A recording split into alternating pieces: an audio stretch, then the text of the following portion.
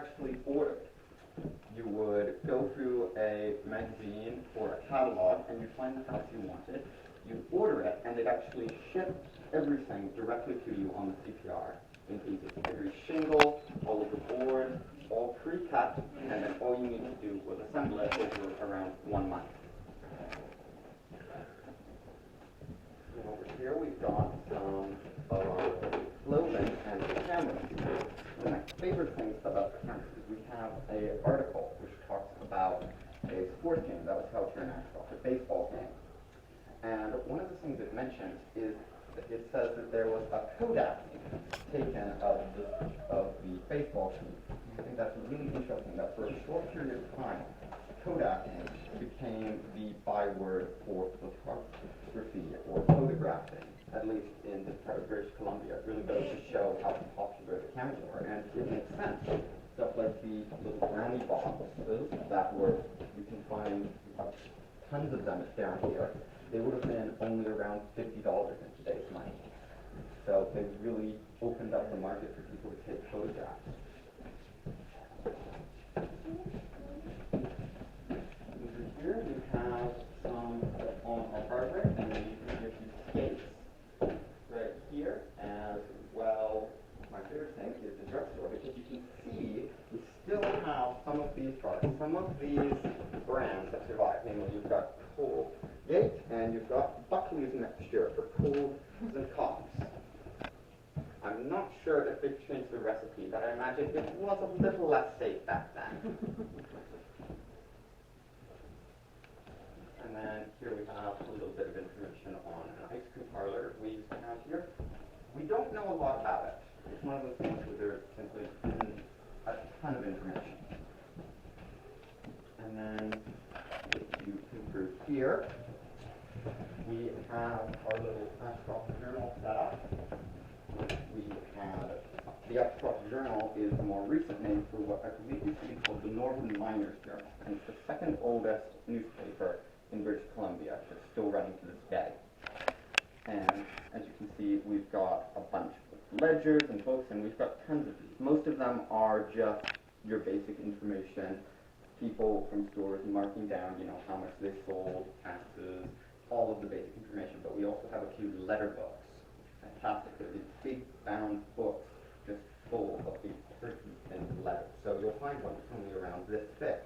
So the paper is so thin, there'll be upwards of 1,000 pages in it. So one of those things that you're never going to get the chance to read all of. And lastly, through here, we have a few more storefronts. Bottles, sewing machines, and we've got cash registers over here. Again, not exactly my area of expertise. Usually we've got the tag team working through all of our different areas here. Over on this side, we have some tertiary displays, namely pipes, some small instruments, binoculars. Again, more of the quality goods, the stuff that not everyone would own. And lastly, over here, you've got a little pantry which we've set up. And again, if you look through it, you're going to see a few products and brands that have survived to the modern day, and a few that haven't. And it also is interesting to look at it and see a little bit of how far things used to come. Because back in the day, you could really transport stuff easily, because if you wanted to, say, get goods from China or Hong Kong or Japan even, CP used to have a line of steamer ships, and you'd bring them over that way. And then you could ship those to the other side of Canada in around a month via the CPR, and then you could ship them back over to England or even further into Europe again, and all of this could be done in just a couple months. It really goes to show how the world around this time was going from being a lot more isolated to having these massive trade networks even then in the early 1900s. Cool. That's interesting. So from a perspective of one worker today, what's some of the stories you've heard about the museum? Well, the museum itself, not a ton of stories there. Not the most interesting building, but we've had some interesting disappearances in town. And there's been a few I remember there was one man, there was a bank robbery up in Kamloops, and the robbers were escaping downriver. And when they came through Ashcroft, there were a couple deputies that pulled over their boat. And what exactly happened isn't clear, but what is known is that everyone involved was shot.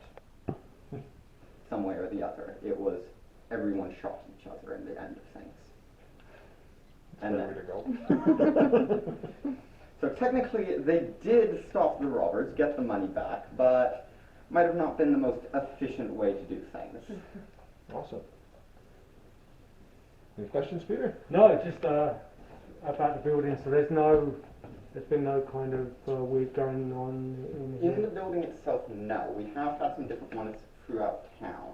Right. Namely, I believe there's been some reports in the curling rink. A lot of people won't go in there alone anymore. The other one is I've heard some people talk about feeling or just sort of knowing someone else was in the building at the school. And then there's one more, but they're a private business and they don't really like the attention. But in the long story, there is definitely someone in there. There's been too many sightings. I'm somewhat superstitious and I'm inclined to believe them. So whereabouts is the curling rink? The curling rink, that would be the stadium. They're not open at the moment, so unfortunately you can't go in, I believe. But they're just down the street next to the village office. You might be able to, maybe in the future, book Reach out to something, them, find yeah. some information. Awesome. Just gonna write that down. Through the village office, we can get permission for that. Yeah. Okay. Yeah. Is it a city Yeah, building? yeah. Okay, we can talk to Bob. It's right beside where the village office is. Oh, is it? Okay, Yeah. good. Okay, good. Sounds good. Well, why don't we get our stuff and Yeah. see what we can find in here with all this history. Yeah. Have you got washroom? Oh yes, we do. Sorry, it's right upstairs. I've had like a gallon of tea. So did you see? I'm really struggling to concentrate. I was too. So did you guys see in the mine display there? There's a vial of gold and a gemstone that I donated to the museum here. Oh, really? Yeah. Yeah. I see. So even I got history here. Out of town. I think I'm gonna walk around and some better shots and everything. Thanks for letting us come and explore things.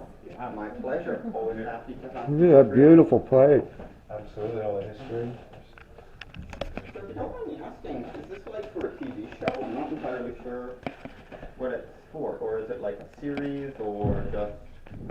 Yeah, Jason and Peter are doing kind of like a series, like a YouTube shows and stuff like that, kind of like okay. documentary style. So they're kind of wanting to check out some places and get some footage. This will probably be titled The Village Part 3. The 1 and 2 are already out. Oh, fantastic. I'll have to have a look at those.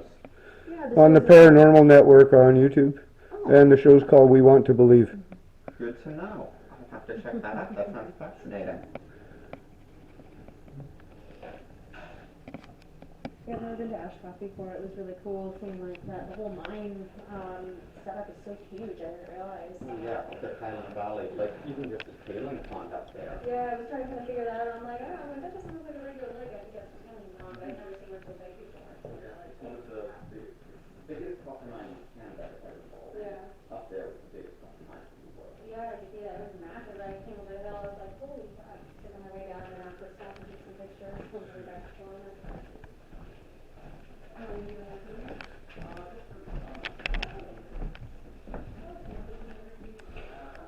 There's the mining display.